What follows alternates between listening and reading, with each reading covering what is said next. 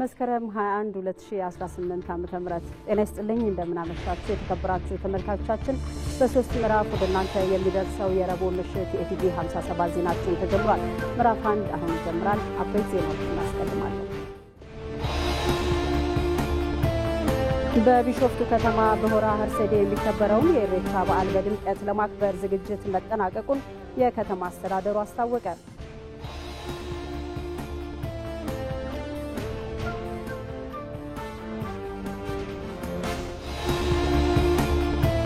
ውደታዊ ኢኮኖሚ ለአካባቢ ጥበቃና ለስራ ዕድል ፈጠራ ትልቅ ፋይዳ እንዳለው ተገለጸ።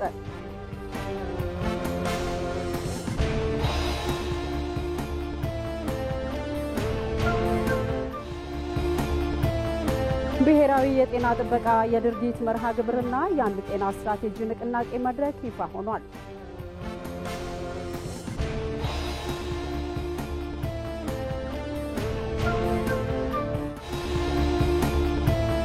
ከውጭ በፕሬዝዳንት ዶናልድ ትራምፕ የቀረበውን የእስራኤል ሐማስ የሰላም ዕቅድ ቱርክ የአሸማጋይ ቡድን አካል እንደምትሆን የኳታር የውጭ ጉዳይ ሚኒስቴር አረጋገጠ።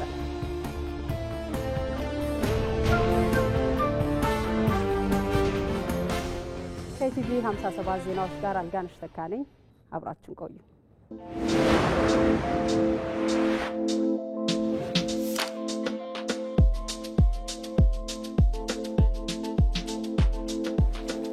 መነሻ መደመር ልዩነት የለንም ብሎ አይነሳም። ነገር ግን የኛ ልዩነቶች ተከብረው እና ጌጥ ሆነው ለአንድነታችን ምሰሶ መሆን ይችላሉ ብሎ ያምናል።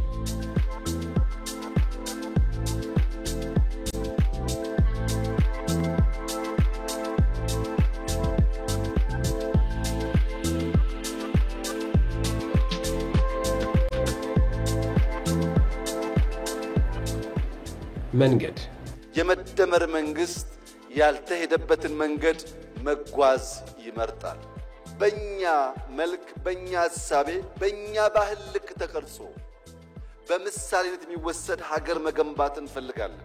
ይህ ደግሞ ይቻላል ብሎ የመደመር መንግስት በጽኑ ያምናል።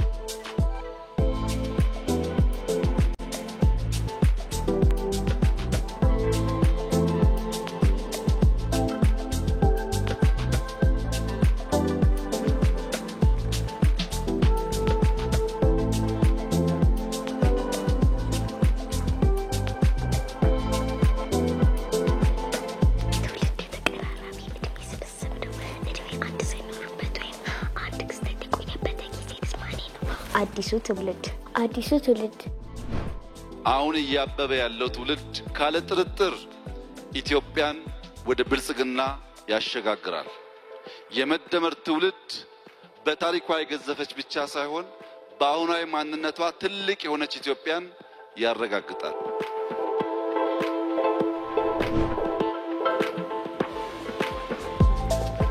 ቁጭት ኢትዮጵያን የመሰለ ለፈጣሪ የቀረበ አኩሪ ታሪክ ያለው የነጻነት ገድል ያለው ብዙ ህዝብ በተፈጥሮ የታደለ በኪነ ህንጻ፣ በባህል፣ በታሪክ ምንም የሚያሳፍር ነገር የሌለው ህዝብ እንዴት ድሃ ሆነ? እንዴትስ ለማኝ ሆነ?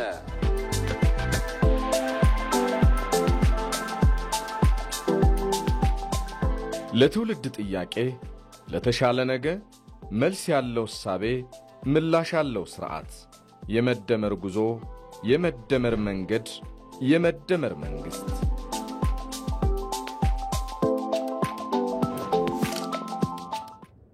አብራችን ቆዩ ተመልካቾቻችን። ጠቅላይ ሚኒስትር አብይ አህመድና ቀዳማዊት እመቤት ዝናሽ ታያቸው ከምክትል ጠቅላይ ሚኒስትር ተመስገን ጥሩነህና አቶ አደም ፋራህን ጨምሮ ከከፍተኛ የመንግስት ኃላፊዎች ጋር በመሆን ጅግጅጋ ከተማ ገብተዋል። በቆይታቸውም በክልሉ የሚገኙ የተለያዩ የልማት ስራዎችን ይጎበኛሉ።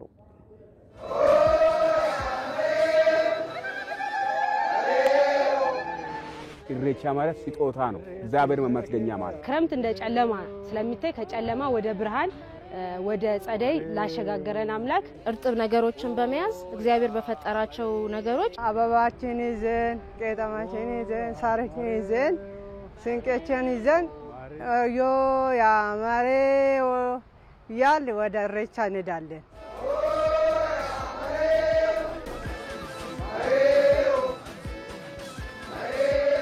ኢሬቻ ማለት ፍቅር ነው። ኢሬቻ ማለት አንድነት ነው። የተጣላ ሰው እዛን ቀን ይቅር ይባባላል። ኢሬቻ ማለት ሰላምን ነው፣ ፍቅርን ነው፣ አንድነትን ነው የሚገልጸው። የመደመር የአንድነት የሰላም የፍቅር ቦታ መገለጫ ነው። ለ2018 ኢሬቻ በዓል እንኳን አደረሳችሁ።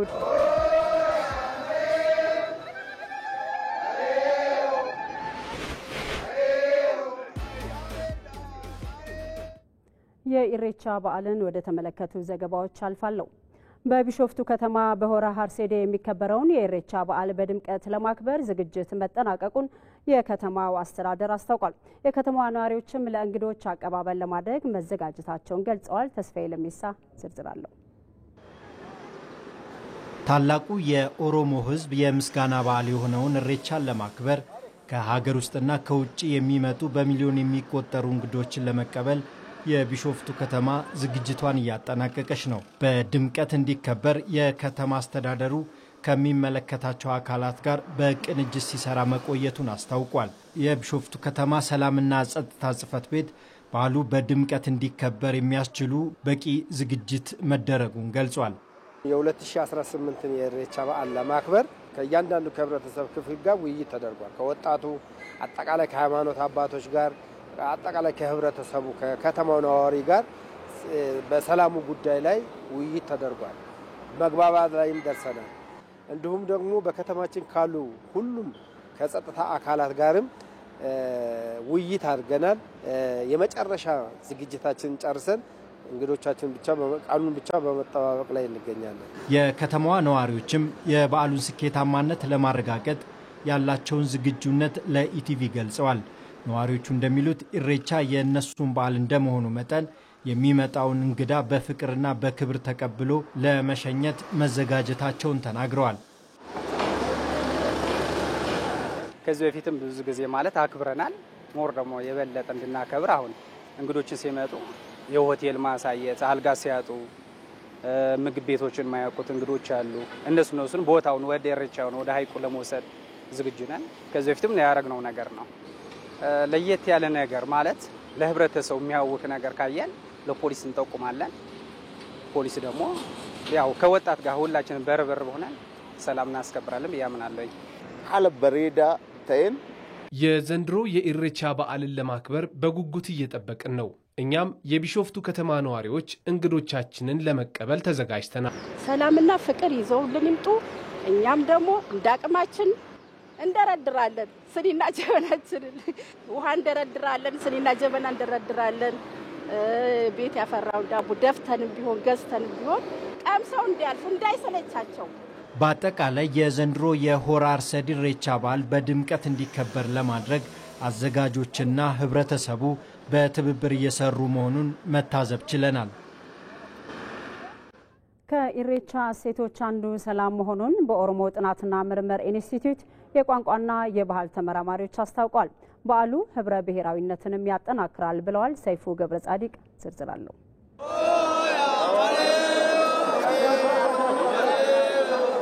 በኦሮሞ ህዝብ ዘንድ በድምቀት ከሚከበሩ በዓላት አንዱ ነው ኢሬቻ።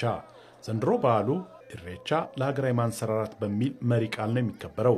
በበዓሉ ዙሪያ ከኢቲቪ ዳጎ መርሃ ግብር ጋር ቆይታ ያደረጉት ወይዘሮ ድርቤ ቀና በኦሮሞ ጥናትና ምርምር ኢንስቲትዩት የቋንቋና የባህል ተመራማሪ የበዓሉ ዝግጅት የሚጀምረው ከቤት ነው ይላሉ። ኢሬቻ ሲጀመር የሚጀምረው ከቤት ነው። ከቤት ግለሰብ ከቤተሰቡ ጋር አባወራው ከቤተሰቦቹ ጋር የራሱን በቤት ውስጥ ኢሬቻ ስርዓቱን አከናውኖ ከዛ ከጎረቤቶቹ ከወዳጅ ዘመዶቹ ከጎሳው ጋር ደግሞ በቄው አክብሮ ከዛ ይሄ የጋራ የሆነው ደግሞ በህብረት ወጥቶ የሚያከብረው ስለሆነ ቀድሞ የተጀመረ ነው ማለት ነው። አሁን ከዚህ ቀደም ከቤቱ ጀምሮ እያከበረ የሚመጣው ነው። ለዚህኛው በዓል ብዙ ዝግጅቶችን አድርጎ መደረግ ያለባቸው ከኢሬቻ በፊት የሚደረጉ ብዙ ነገሮች አሉ፣ በእሴቱ መሰረት ማለት ነው። ኢሬቻ የዝናብ ወቅት ማብቂያና የብራ ማብሰሪያ ተደርጎ የሚወሰድ ሲሆን የመታደስ የተስፋና የተትረፈረፈ ጊዜንም የሚያውጅ ነው። ከኢሬቻ እሴቶች አንዱ ሰላም መሆኑን በኦሮሞ ጥናት ምርምር ኢንስቲትዩት የቋንቋ የባህል ተመራማሪ ግርማ ነመራ ገልጸዋል። ነው። ኢሬቻ እንግዲህ ሴቶች አሉት። ከሴቶቹ ዋናው ሰላም ነው። ሰላም ከማን ጋር? ከእግዚአብሔር ጋር፣ ከፈጣሪ ጋር።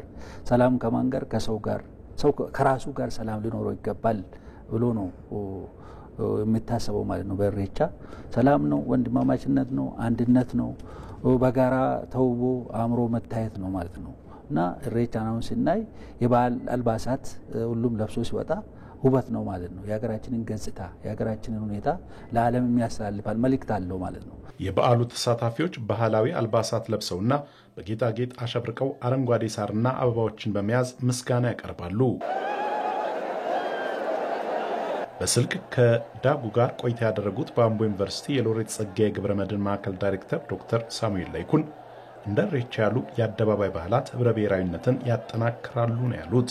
ድሮ በቃ ሰው ባለበት አካባቢ ወጥቶም ኢሬቻ አክብሮ ይመለሳል። አሁን ከመቀሌ ወደ ፊንፊኔ ወደ አርሰዴ ይዳልጾ ከሲዳማ ከጎንደር ድረስ ሰው መጥቶ ከቤኒሻንጉል መጥቶ ሰው ያከብራል። ይሄ ምንን ያሳያል? ቢሎንጊንግነትን ያሳያል። የኔ ነው ይሄ ነገር በቃ የኔም ጭምር ነው ብሎ ሰው እያከበረ ነው ያለው። ይሄ ደግሞ በተለይ እንደ ኢትዮጵያ ለኛ ለራሳችን ኮንሰምፕሽን ብንጠቀመው ህብረ ብሔራዊነትን ያጠነክራል ብዬ አስባለሁ። በዓሉ በመጪው ቅዳሜ በአዲስ አበባ ሆራ ፊንፊኔና እሑድ ደግሞ በቢሾፍቱ ሆራ ሃርሰዲ ይከበራል።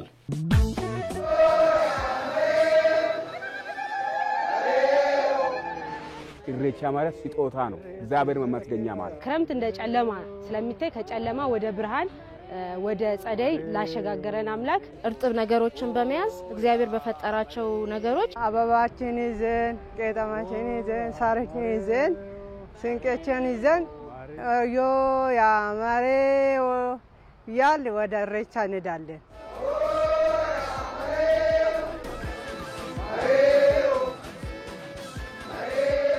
ኢሬቻ ማለት ፍቅር ነው። ኢሬቻ ማለት አንድነት ነው። የተጣላ ሰው እዛን ቀን ይቅር ይባባላል።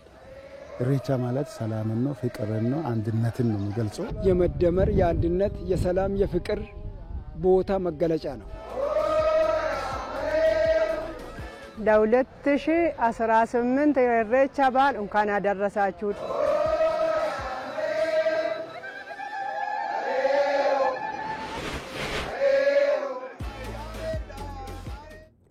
ወደ ሌሎች ዘገባዎች እንሻገራለን። በአማራ ክልል በሰሜን ሸዋ ዞን በምንጃር ሸንኮራ ወረዳ በአረርቲ ከተማ አስተዳደር አረርቲ ማርያም ቤተክርስቲያን ለህንፃ ግንባታ የተረበረበ እንጨት ተደርምሶ የህይወትና የአካል ጉዳት መድረሱን የአረርቲ ሰላምና ጸጥታ ቢሮ ገልጿል።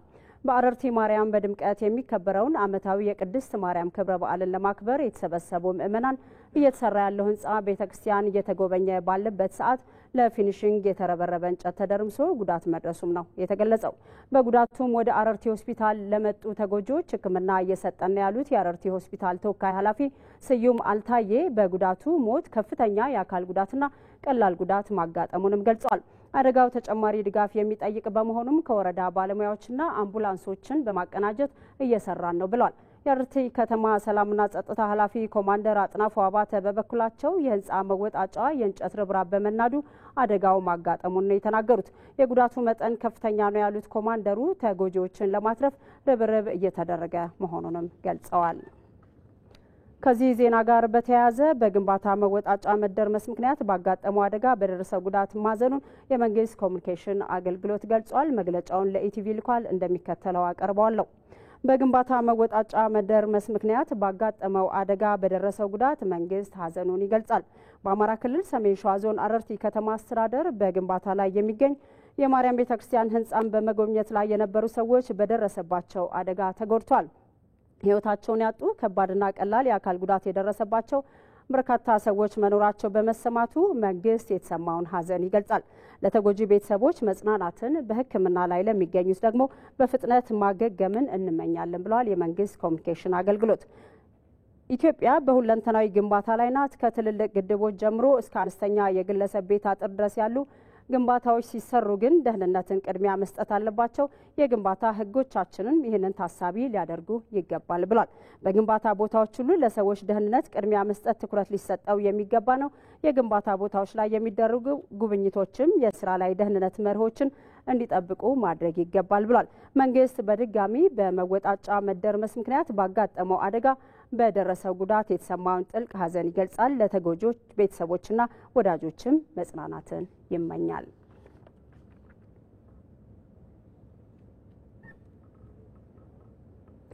ትምህርት ሚኒስቴር የ2017 ዓ.ም የከፍተኛ ትምህርት ተቋማት የመግቢያ ውጤት ከ300 ወደ 297 ዝቅ እንዲል ውሳኔ አሳለፈ። ከዚህ ቀደም ነጥባቸው ከ300 በላይ ወይም ከ50 በመቶ በላይ ውጤት ያስመዘገቡ ተማሪዎች ወደ ከፍተኛ ትምህርት ተቋማት እንዲቀላቀሉ ተደርጎ መቆየቱም ይታወሳል። ትምህርት ሚኒስቴር ለኤቢሲ ዶት ስትሪም በሰጠው መረጃ በ2017 ዓ.ም የ12ኛ ክፍል ማጠናቀቂያ ፈተና አማካይ ውጤታቸው 49.5 እስከ 49.99 በመቶ ያመጡ ተማሪዎች ውጤታቸው ወደ 50 በመቶ እንዲጠጋጋ መወሰኑን አመልክቷል። ይህን ተከትሎም ውጤታቸው ከ297 በላይ ወይም በመቶኛ 49.5 በመቶ በላይ ያስመዘገቡ ተማሪዎች ወደ ከፍተኛ ትምህርት ተቋማት ተቀላቅለው መማር እንደሚችሉ ትምህርት ሚኒስቴር አስታውቋል። ዘገባው የሪፖርተራችን ሰለሞን ከበደ ነው። ሜርኩሪ ያለባቸው የቆዳ ማንጫና የውበት መገልገያ ቁሳቁሶች በጤናና በአካባቢ ላይ የሚያደርሱትን ጉዳት ለመከላከል እየተሰራ እንደሆነ ተገለጸ። 13 የአፍሪካ ሀገራት የተሳተፉበት ሜርኩሪ ያለባቸው ምርቶችን የተመለከተ ወርክሾፕም በአዲስ አበባ መካሄድ ጀምሯል። የአካባቢ ጥበቃ ባለስልጣን ከባለድርሻ አካላት ጋር ባዘጋጀው ወርክሾፕ እንደተገለጸው ሜርኩሪ በነፍሰ ጡር እናቶችና ህጻናት ጤና እንዲሁም በአካባቢ ጥበቃ ላይ አሉታዊ ተጽዕኖ ያሳድራል። ወደ ዝርዝር ዘገባ እናልፋለን። ዑደታዊ ኢኮኖሚ ለአካባቢ ጥበቃና ለስራ ዕድል ፈጠራ ሰፊ ፋይዳ እንደሚያስገኝ ይገለጻል።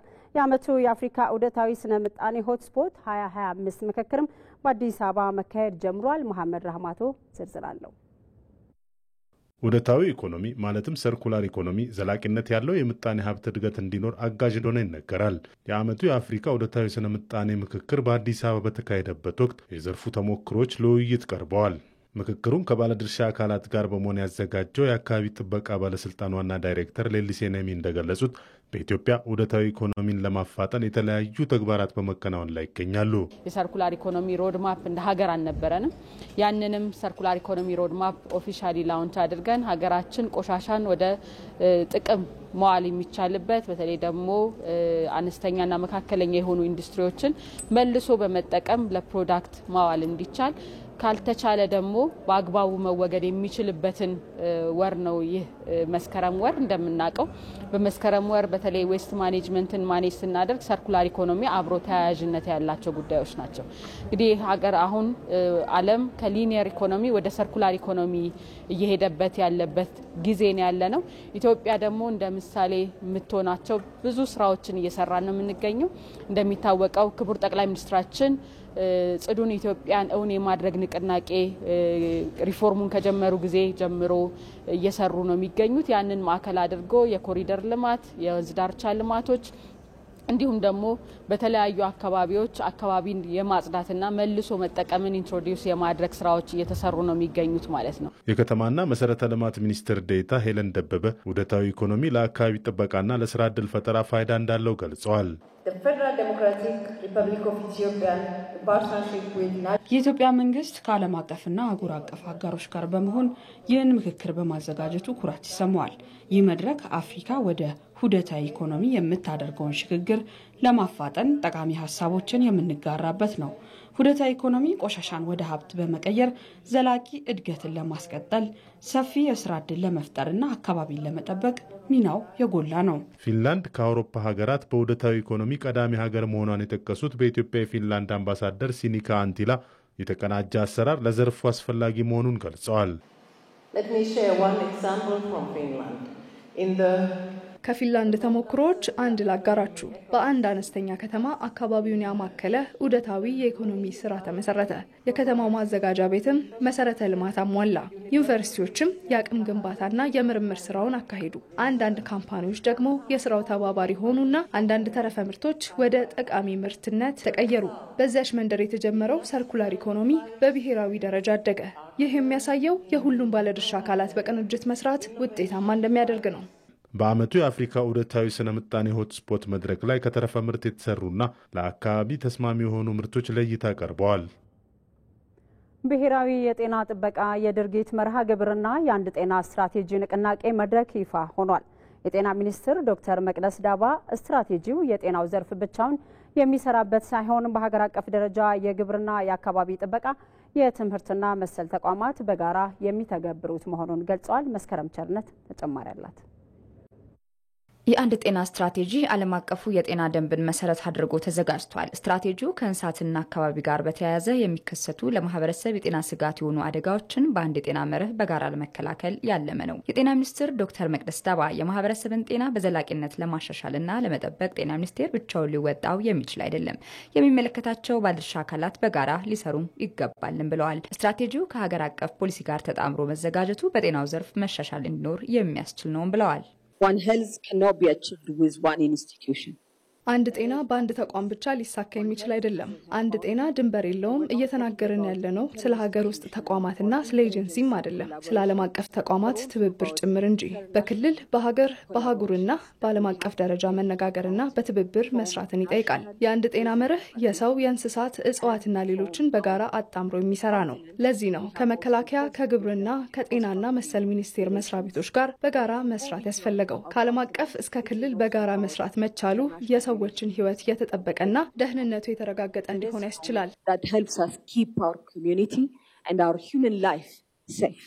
የኢትዮጵያ ህብረተሰብ ጤና ኢንስቲትዩት ዋና ዳይሬክተር ዶክተር መሳሃይሉ በበኩላቸው ብሔራዊ የጤና ጥበቃ የድርጊት መርሃ ግብሩም ሆነ ሁለተኛው የአንድ ጤና ስትራቴጂ በኢትዮጵያ በጤናው ዘርፍ የራስ አቅምን በማሳደግ ለህብረተሰብ የጤና ስጋት የሆኑ ወረርሽኝ፣ የተፈጥሮ አደጋና ተላላፊ በሽታዎችን ምላሽ መስጠት በሚቻልበት መልኩ የተቀረጸ ነው ብለዋል።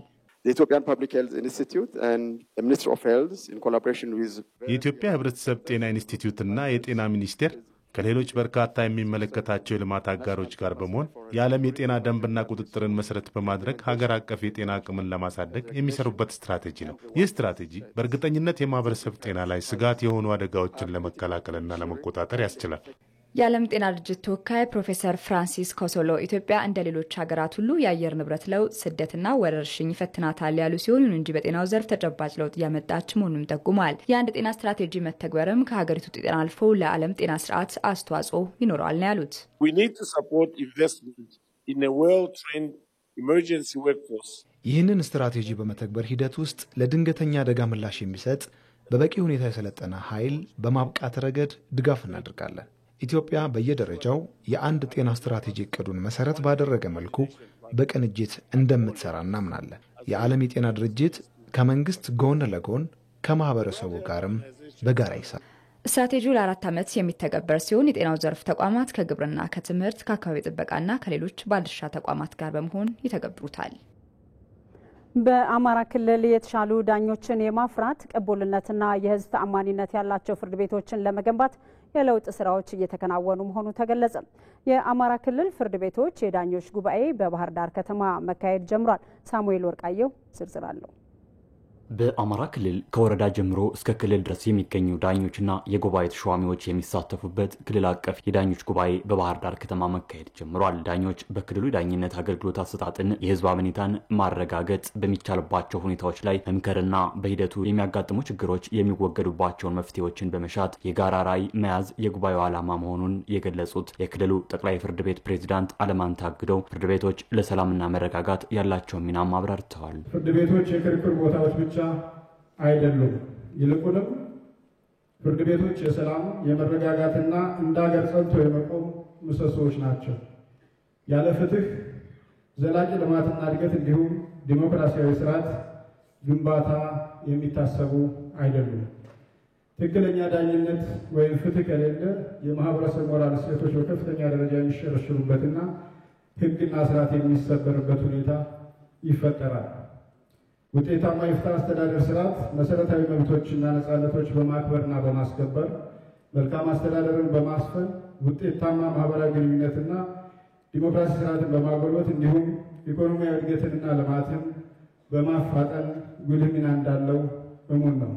በመሆኑም ነፃ ገለልተኛና ብቃት ያላቸው ፍርድ ቤቶችና ዳኞችን ማፍራት ያስፈልጋል ያሉት ፕሬዝዳንቱ ከዚህ አንጻር ክልሉ በዘርፉ የለውጥ ስራዎችን እያከናወነ ስለመሆኑም ገልጸዋል። በአንድ በኩል የሰው ኃይላችንን የመፈጸም አቅም ለማላቅ፣ በሌላ በኩል ደግሞ የፍርድ ቤቶቻችንን አሰራር በኢንፎርሜሽን ኮሚኒኬሽን ቴክኖሎጂ እንዲደገፍ በማድረግና በማዘመን ተደራሽ፣ ቀልጣፋ፣ ወጪ ቆጣቢ፣ ተገማች ጥራትና ወጥነት ያለው የላቀ ዳኝነት አገልግሎት በመስጠት ቅቡልነት ያላቸውና የሕዝብ አመኔታ የተቸራቸው ፍርድ ቤቶችን እውን ለማድረግ በጥራት በማቀድና በብቃት በመፈጸም ርብርብ እያደረግን እንገኛለን። ፍርድ ቤቶችና የፍትህ አካላት ፍትህን በማረጋገጥ የህዝብና የመንግስት ትስስርን ለማጠናከር ሚናቸው የጎላ መሆኑን ያነሱት የአማራ ክልል ምክር ቤት ዋና አፈ ጉባኤ ፋንቱ ተስፋዬ በክልሉ ነፃና ገለልተኛ የፍትህ ተቋማትን ለመገንባት አሰራርና አዋጆችን የማሻሻልና ሌሎችም ስራዎች እየተሰሩ ነው ብለዋል።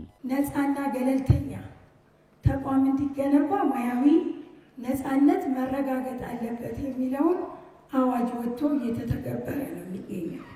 ከዛም ባሻገር ከዳኞች ጋር ያሉ አሰራሮች መስተካከል አለባቸው። ከዳኞች ደግሞ የምንፈልገው ውጤት እንዲመጣ አብረን መስራት አለብን ተብሎ ተግባብተን ወደ ስራ የገባንበት።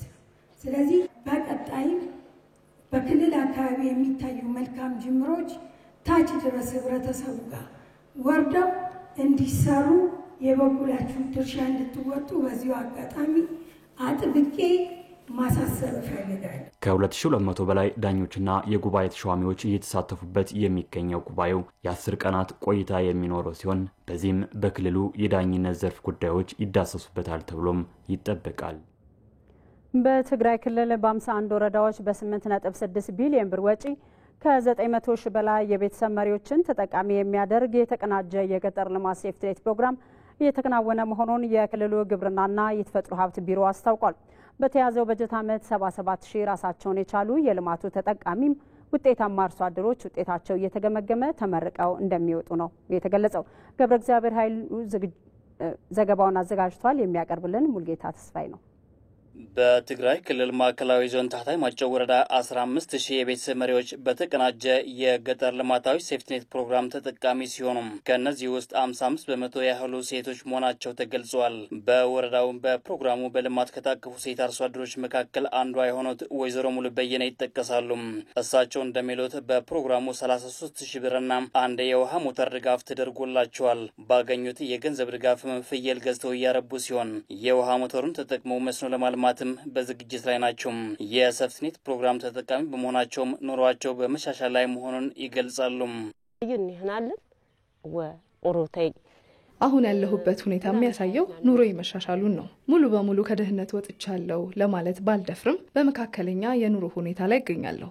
ለዚህም የልማታዊ ሴፍትኔት ፕሮግራም ተጠቃሚ መሆኔ የኑሮ ሁኔታዬን እንዳሻሽል አግዞኛል።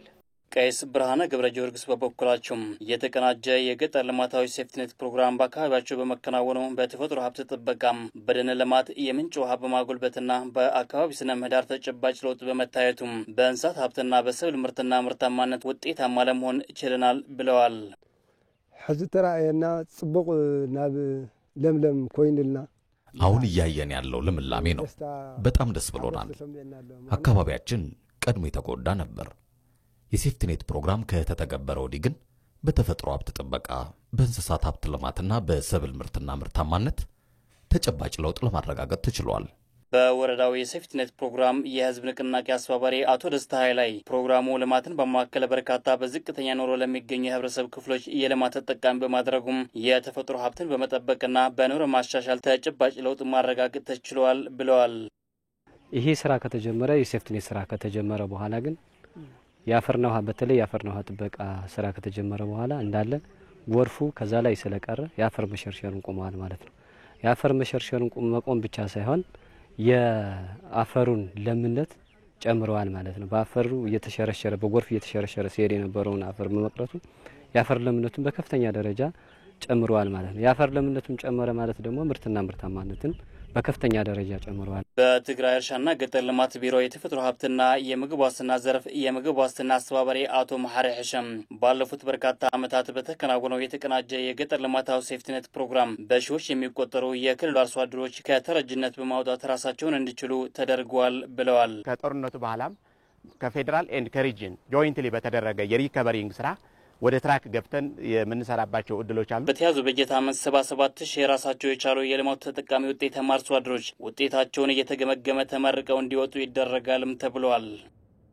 የስደተኞችና ተመላሾች አገልግሎት ስደተኛ ተቀባዩ ማህበረሰብ የዲጂታል መታወቂያ ተጠቃሚ እንዲሆን ለማስቻል ከባለድርሻ አካላት ጋር በቅንጅት እየሰራ እንደሚገኝ አስታውቋል። የስደተኞችና ተመላሾች አገልግሎት ከብሔራዊ የዲጂታል መታወቂያ ፕሮግራም ጋር በመቀናጀት በጋምቤላ ክልል በኢታንግ ልዩ ወረዳ ፋይዳ ዲጂታል መታወቂያ አገልግሎትን አስጀምሯል። ሚፍታህ አብዱል ቃድር ዝርዝር አለው። የኢፌድሪ የስደተኞችና ተመላሾች አገልግሎት ከብሔራዊ የዲጂታል መታወቂያ ፕሮግራም ጋር በመሆን ስደተኛ ተቀባዩን ማህበረሰብ ያማከለ የዲጂታል መታወቂያ አገልግሎት በጋምቤላ ክልል አስጀምሯል። የስደተኞችና ተመላሾች አገልግሎት ዋና ዳይሬክተር ወይዘሮ ጠይባ ሐሰን ኢትዮጵያ በርካታ የተለያዩ ሀገራት ስደተኞችን በማስጠለል የረጅም ጊዜ ታሪክ ያላት ሀገር መሆኗን ገልጸዋል። ካሉን 1.1 አካባቢ ኢትዮጵያ ከምታስተናግደው ስደተኞች ትልቅ ቁጥር ወደ 400 ሺህ የምጠጋ እዚህ ክልል ውስጥ ነው ያለው። አንዳንድ ጊዜ ሳንፈልግም ሰዎች ቀጠናችን ላይ ባሉ አስቸጋሪ ሁኔታዎች ወደ ክልላችን ወይም ደግሞ ወደ የሀገራችን ኢትዮጵያ ሰው ይጎርፋል። አሁን በመናወራበት ሰዓት እንኳን ተሻግረው ድንበሮቻችንን እየገቡ ነው ያሉ። እነዚህን የተቸገሩ ሰዎችን የውጭ ዜጎችን ተቀብለን ባለን ነገር ተካፍለን አካፍለን እያኖርነን ያለነው ለዚህ ትልቅ ምስጋና ይገባቸዋል። ኢትዮጵያ ያስጠለለቻቸው የተለያዩ ሀገራት ስደተኞችም ማንነታቸው በግልጽ ተለይቶ የተለያዩ አገልግሎቶችን ለማግኘት የሚያስችላቸውን የዲጂታል መታወቂያ ስርዓት ተጠቃሚ እንዲሆኑ መደረጉንም የአገልግሎቱ ዋና ዳይሬክተር ተናግረዋል። ስደተኞች ስደተኝነታቸው እንዳለ ሆኖ ነው ወደ አንዳንድ ጊዜ ተናለ ማንነታቸው ይቀየራል ወይ ወደ ኢትዮጵያዊ ዜግነት ይቀየራሉ ወይ የሚል ጥያቄም ስላለው ነው። ያ ሳይሆን ስደተኞች እንደ ስደተኛ ዜጎቻችን እንደ ዜጎቻችን ሆኖ ነው የሚመዘገቡና እንደዚህ አይነት ኮንፊዥን መፈጠር የለበትም። የተሳለጠ አገልግሎት እንዲሰጥ ለማድረግ የሚደግፍ የሚረዳ ትልቅ ቁልፍ የሆነ ፕሮጀክት ስለሆነ ሁሉም አካል ከዚህ ተጠቃሚ መሆን አለበት የሚለው የሁላችንም ጽኑ አቋም መሆን መቻል አለበት። በጠቅላይ ሚኒስቴር ጽህፈት ቤት የብሔራዊ የመታወቂያ ፕሮግራም የምዝገባ ዳይሬክተር አቶ ሄኖክ ጥላሁን በአገሪቱ ሁሉም የማህበረሰብ ክፍል የፋይዳ ዲጂታል መታወቂያ አገልግሎት ተጠቃሚ እንዲሆን እየተሰራ ነው ብለዋል። ፋይዳ ለሁሉም ነው የምንለው። ፋይዳ ለሁሉም ማለት ከዚህ ወደ ኋላ የሚቀር ማንም የለም፣ የሚተው የለም። እንደገና ደግሞ ሊቭ ኖ ዋን ቢሃይንድ ወይም ማንም ወደ ኋላ እንዳይቀር የምንለው አለና ከነዚህ ነገሮች አንፃር በተለያዩ ምክንያቶች እኩል እድል ያገኙ ያልሆኑ የህብረተሰብ ክፍሎች በፋይዳ ስርዓት ውስጥ እኩል እድል ማግኘት እንዲችሉ ማነቆ የሚሆኑ የአሰራር ስርዓቶች ካሉ ለነሱ መፍትሄዎች እየተበጁ እንዲመዘገቡ ሰፋፊ ስራዎች እየተሰሩ ይገኛሉ ማለት ነው። የጋምቤላ ክልል ርዕሰ መስተዳድር ተወካይ አቶ ላክዲር ላክባክ በክልሉ የዲጂታል መታወቂያ አገልግሎት ለሁሉም ተደራሽ እንዲሆን ለማስቻል የተጀመረውን ተግባር አጠናክሮ ማስቀጠል ይገባል ብለዋል። ናሽናል አይዲ ያላገኙ የመንግስት ሰራተኞች፣ ናሽናል አይዲ ያላገኙ አመራሮች፣ ናሽናል አይዲ ያላገኙ አርሶ አደሮች እና የከተማ ነዋሪዎች በዚህ እድል መጠቀም አለባቸው። በአገሪቱ የዲጂታል መታወቂያ ስርዓት መዘርጋቱ በትክክለኛ መረጃ ላይ የተመሰረተ ስታቲስቲክስ እንዲኖር ከማስቻሉም በላይ እውነተኛ ማንነትን በአግባቡ በመለየት ወንጀልን ለመከላከል ጉልህ ድርሻ እንደሚያበረክትም ተገልጿል። መንግስት ለኪነ ጥበብ እድገት ከፍተኛ ትኩረት ሰጥቶ በመስራት ላይ ይገኛል። ለዚህ ደግሞ በአዲስ አበባ ከተማ አስተዳደር የተገነቡ የኪነ ጥበብ መሰረተ ልማቶች ትልቅ ማሳያዎች መሆናቸው ይገለጻል። ሪፖርተራችን ዮሐንስ ፈንታውን በአድዋ መታሰቢያ ሙዚየም ተገኝቶ በአድዋ ሲኒማ ቅኝት አድርጓል። ተከታትለን እንመለስ።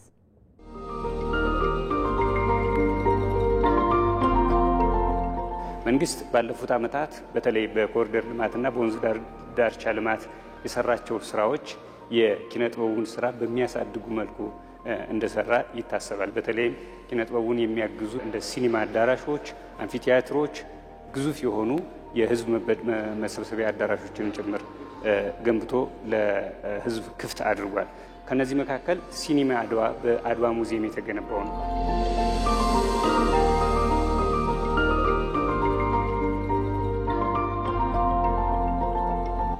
ተነስተልን እንደምን አለ? ሰላም ነው? ደህና ነህ? እግዚአብሔር ይመስገን። እንግዲህ ዛሬ የአድዋ ሙዚየም ውስጥ የሚገኘውን የአድዋ ሲኒማን ለመጎብኘት ነው የመጣ ነው። እባክህ ራስህን አስተዋውቀንና እንጀምር። እሺ፣ እንኳን ደህና መጣችሁ። ዘሪሁን ታዬ ይባላለሁ። የአድዋ ሲኒማ ስራ አስኪያጅ ነኝ። የኢትዮጵያ ፊልም በአሁኑ ሰዓት ከስክሪን ወጥቷል። ከስክሪን ወጥቶ የዩቲዩብ ፊልም ብቻ እየሆነ እየተመረተ ነው ያለው። ለዩቲዩብ የሚሰሩ ፊልሞች ደግሞ ለብዙሃኑ ተደራሽ አይሆኑም። ምክንያቱም በጣም ጥቂት ናቸው ዩቲዩብን ተጠቅመው ፊልም የሚያዩ ሰዎች። ስለዚህ እንዲህ አይነት የገዘፈ ሲኒማ ቤት በገዘፈው የታሪክ ማዕከል ውስጥ መገንባቱ ለሲኒማው ኢንዱስትሪ ትልቅ አቅም ሆኗል። 500 ሰዎችን በአንድ ጊዜ ማስተናገድ ይችላሉ። በየአንድ ሰዓት ልዩነት ፊልሞች ይታያሉ። ይሄ ማለት በቀን 8 ጊዜ ፊልም ይታይበታል ነው። በቅርቡ ደግሞ በወር አንድ ቀን ይህንን ግቢ የኪነ ጥበብ ማዕከል ማድረግ እንፈልጋለን። የአድዋ ስኬት አንዱ ኪነ ጥበብ ነው። የድሉ ካስማ ኪነ ጥበብ ነው። ስለዚህ የዚህ ቤት ካስማ እንዲሆን እየሰራ ነው ኪነ ጥበብ። የእንደዚህ አይነት መሰረተ ልማቶች በከተማ አስተዳደሩ መገንባታቸው ጥቅሙ ምንድነው ብለህ ታስባለህ? ይሄ ሲኒማ ቤት በመከፈቱና በቅርቡ አንዳንድ ቦታዎች ላይ እንዲህ አይነት ሲኒማ ቤቶች በመምጣታቸው የታዩ ለውጦች አሉ። የሚታይ ባለሙያው ለመመለስ ፍላጎት እያሳየ አሁን በቅርቡ እኔ እንኳን በመረጃ ማቃቸው 5-6 ፊልሞች በትልልቅ ደረጃ እየተሰሩ ነው፣ እያለቁም ነው። ይሄ አሁን ያለሁበት ክፍል የአድዋ ሲኒማ የጋሻ ሲኒማ አዳራሽ ነው። እንደምታዩት ከ200 በላይ ሰዎችን የሚይዝና በጣም ዘመናዊ ተደርጎ የተሰራ የሲኒማ አዳራሽ። እንደዚህ አይነት ቦታዎች መገንባታቸውና መሰራታቸው የሲኒማውን እድገት የኪነ ጥበቡን እድገት በከፍተኛ ሁኔታ የሚያፈጥኑና ለሲኒማው ደግሞ ለኪነ ጥበብ ሰዎችም ማበረታቻ የሚሆኑ ወደ ኪነ ጥበቡ ትኩረት ሰጥተው እንዲሰሩ የሚያደርግ እንደሆነ ይገመታል።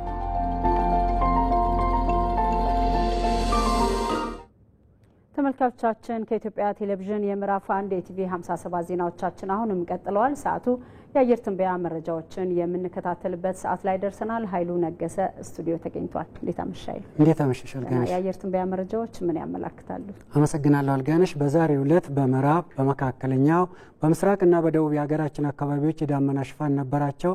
ከዚሁም ጋር ተያይዞ በአዲስ አበባ፣ በቢሾፍቱ፣ በአርባ ምንጭ፣ በነቀምቴ፣ በጎሬ፣ በጎንደርና በኮምቦልቻ ዝናብ ተመዝግቧል።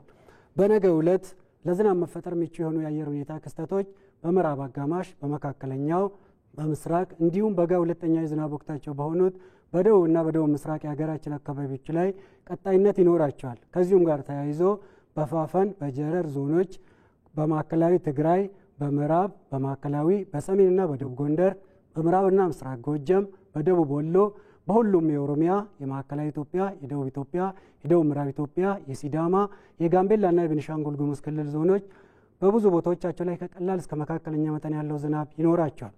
በተጨማሪም በማኦኮሞ፣ በቄለም ወለጋ፣ በማዕከላዊ ኢትዮጵያ፣ በደቡብ ምዕራብ ኢትዮጵያና በጋምቤላ በ24 ሰዓት ከ30 ሚሊ ሜትር በላይ ከባድ መጠን ያለው ዝናብ ይኖራቸዋል። በነገው ዕለት የሀገሪቱ የቱሪስት መዳረሻ የሆኑት ዋና ዋና ከተሞች የሚኖራቸው የአየር ሁኔታ ባህር ዳር ዝናባማ፣ ጎንደር ባሌ ሮቤ ቀላል ዝናብ፣ ጎዴ ዳመናማ፣ ገዋኔ መቀሌ ዳመናማ፣ ጅማ ወሊሶ ዝናባማ፣ በተመሳሳይ ሀምቦ ጋምቤላ ዝናባማ፣ አዳማ ፊቼ ቀላል ዝናብ። በአዲስ አበባ በነገው ዕለት ዝናባማ የአየር ሁኔታ የሚኖር ሲሆን በ24 እና በ23 ቀላል መጠን ያለው ዝናብ ይኖራል። ተመልካቾቻችን ለበለጠ መረጃ ኢንስቲትዩቱን ድረገጽ www.itomet.gov የቲን ይመልከቱ። በርካታ መረጃዎችን ያገኛሉ። አልጋነሽ አመሰግናለሁ ኃይሉ። መልካም ምሽት ይሁንልህ ለሁላችን። እኔም በጣም አመሰግናለሁ አልጋነሽ። መልካም። ወደ ውጭ ዜና እንሻገራለን። በፕሬዝዳንት ዶናልድ ትራምፕ የቀረበውን የእስራኤል ሐማስ የሰላም እቅድ ቱርክ የአሸማጋይ ቡድን አካል እንደምትሆን የኳታር የውጭ ጉዳይ ሚኒስቴር አረጋግጧል። የቱርኩ ፕሬዝዳንት ረሲፕ ጣይብ ኤርዶሃን የአሜሪካው ፕሬዝዳንት ዶናልድ ትራምፕ ደም መፋሰስን ለማስቆም ላደረጉት ጥረት አመስግነዋል። ተስፋዬ ለሜሳ ዝርዝር አለው። የኳታር የውጭ ጉዳይ ሚኒስቴር እንዳረጋገጠው ቱርክ የሸምጋዩ ቡድን አካል ትሆናለች። የሐማስ ባለስልጣናትም የእቅዱን ሙሉ ሰነድ ተቀብለው በኃላፊነት ስሜት እንደሚመረምሩት ቃል መግባታቸውን የኳታር ባለስልጣናት ገልጸዋል። ይህ የዲፕሎማሲ እንቅስቃሴ እየተካሄደ ባለበት ወቅት በጋዛ ያለው ሁኔታ ግን አሁንም አስከፊ ሆኗል። ከትናንት እስከ ዛሬ ጠዋት ድረስ ብቻ ቢያንስ 60 ፍልስጤማውያን እርዳታ ሲጠብቁ በእስራኤል ኃይሎች መገደላቸው ተሰምቷል። ይህ በእንዲህ እንዳለ የእስራኤል ጠቅላይ ሚኒስትር ቤንያሚን ኔታንያሁ እቅዱ እስራኤል ጋዛን አትቆጣጠርም ቢልም እርሳቸው ግን የእስራኤል ጦር በአብዛኛው የጋዛ ሰርጥ ክፍል ውስጥ ይቆያል በማለት የሚቃረን የሚመስል መግለጫ ሰጥተዋል። እንግዲህ እንደሚታየው በአንድ በኩል ተስፋ ሰጪ የዲፕሎማሲ እንቅስቃሴ፣ በሌላ በኩል ደግሞ ከእውነታው ጋር የሚጋጭ መግለጫ እየተሰማ ነው። ይህ በብዙዎች ዘንድ ተስፋ የተጣለበት ግን ውስብስብ የሆነው እቅድ በአራት ዋና ዋና ምሰሶዎች ላይ የተመሰረተ ነው። የእቅዱ የመጀመሪያውና ዋነኛው ነጥብ ሐማስን ከጋዛ አስተዳደር ሙሉ በሙሉ ማስወገድ ነው። ይህ ማለት የሐማስ የፖለቲካና ወታደራዊ መዋቅር ይፈርሳል እንደማለት ነው። ይህ ከተሳካ ጋዛን ማን ያስተዳድራል የሚለው ጥያቄ ይነሳል። አማራጮቹ የፍልስጤም አስተዳደር ስልጣኑን እንዲረከብ ማድረግ፣ ጊዜያዊ ዓለም አቀፍ አስተዳደር መመስረት ወይም አዲስ የሲቪክ ምክር ቤት ማቋቋም ናቸው። ይህ ነጥብ ለእስራኤል ዋነኛ ግቧ ሲሆን ለሐማስ ግን ፈጽሞ ተቀባይነት የሌለውና የህልውናው ጥያቄ ነው። ሁለተኛው ነጥብ ለሐማስ ታጣቂዎች ሁለት አማራጮችን ያቀርባል። የመጀመሪያው የጦር መሳሪያዎችን ላስረከቡ ታጋዮች ሙሉ ምህረት መስጠት ነው። ሁለተኛው ደግሞ የድርጅቱ ቁልፍ አመራሮችና ታጣቂዎች በስደት ወደ ተስማሙበት ሶስተኛው ሀገራት እንዲሄዱ ማድረግ ነው። ሶስተኛውና እጅግ ወሳኙ ሰብአዊ ጉዳይ በሐማስ እጅ የሚገኙ 48 ታጋቾችን በሙሉ በአስቸኳይና ያለምንም ቅድመ ሁኔታ ማስለቀቅ ነው። በመጨረሻም አራተኛው ነጥብ የጋዛ ህዝብ ሕይወት አድን የሰብአዊ እርዳታ ያለምንም እንቅፋት እንዲገባ መፍቀድ ነው። በጋዛ ያለው የሰብአዊ ቀውስ አስከፊ ደረጃ ላይ በመድረሱ ይህ ነጥብ አከራካሪ አይደለም። ዋናው ፈተና የሚሆነው የእርዳታ አቅርቦቱ አስተማማኝ እንዲሆንና ለተረጂዎች በትክክል መድረሱ ማረጋገጥ ነው። የእቅዱ ስኬት ወይም ውድቀት በእስራኤልና በሐማስ በኩል እስካሁን ያልታየ ከፍተኛ የፖለቲካ ፈቃደኝነትና እጅግ ከባድ የሆነ የዓለም አቀፍ ማህበረሰብ ግፊትን ይጠይቃል። ተመልካቾቻችን ከኢትዮጵያ ቴሌቪዥን የምዕራፍ 1 ኢቲቪ 57 ዜናዎቻችን ተጠናቋል። ምዕራፍ 2 1 ሰዓት ላይ ይጀምራል። ቢዝነስና ስፖርት መረጃዎችም ይኖርናል። መልካም ቆይታ ይሁንላችሁ።